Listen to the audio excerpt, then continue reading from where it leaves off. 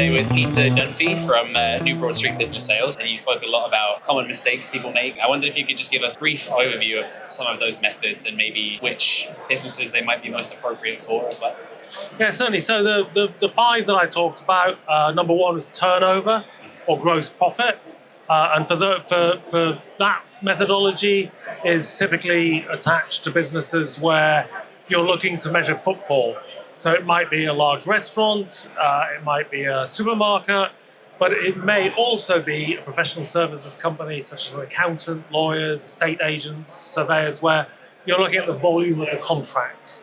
And where the volume of the contracts, the volume of the clients is more important than the actual profits that are made.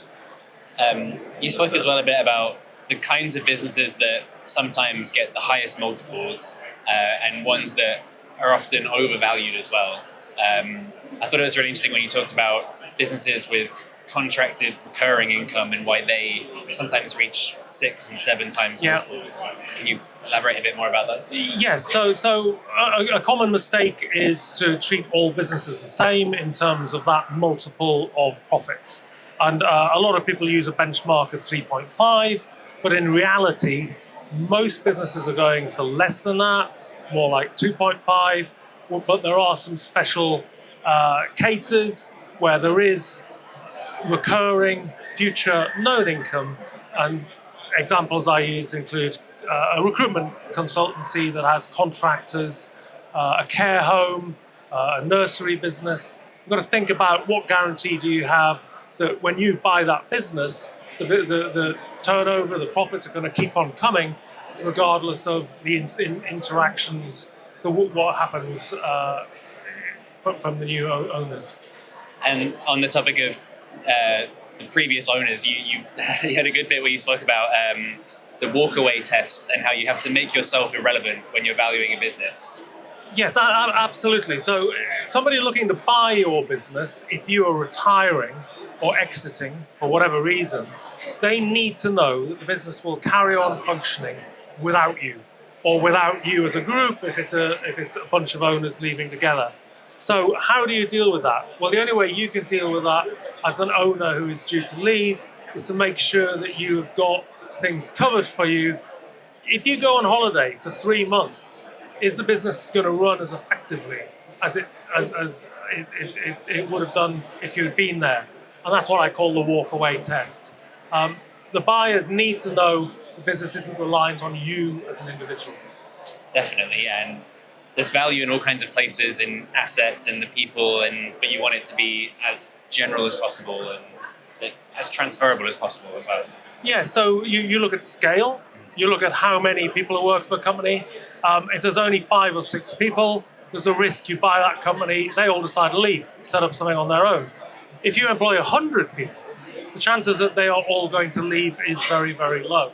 So you look at scale, you look at durability, you look at the length of the contracts, you look at the lease agreement. If you have leased premises and the lease is due to run out in 18 months' time, and the premises are critical to the running of your business, then that can have a serious detrimental effect to your business if it has any value at all. So you have to look at the future, look at all those factors that are going to create future revenue after your departure.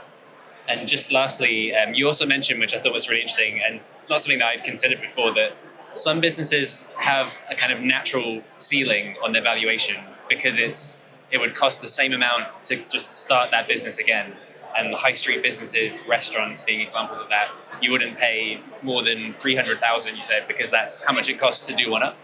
Absolutely. I mean, we learned this through our own activities selling particular types of business. And I used the example of a restaurant where for a restaurant in a particular town or particular type of restaurant in a particular type of town, the threshold is created by what it would cost somebody to just set it up by themselves, fit it out, pay for all of the equipment, and off they go.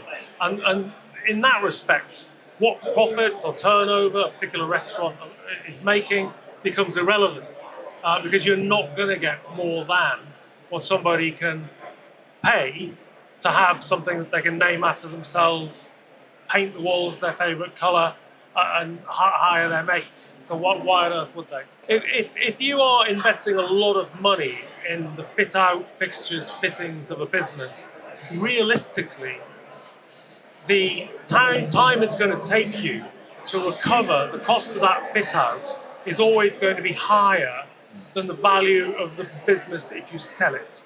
Yeah. So you should only ever do that if you're certain you're going to be there long term, and long term means 6, 7, 8 years. If you spend a lot of money fitting out a business and then you try to put it on the market 18 months, 2 years, 3 years time, you'll almost certainly be losing out. Okay, thanks so much for taking the time to speak to us and some really interesting insights and valuation. Yeah, thanks, Peter. You're welcome. Thank you. Cheers.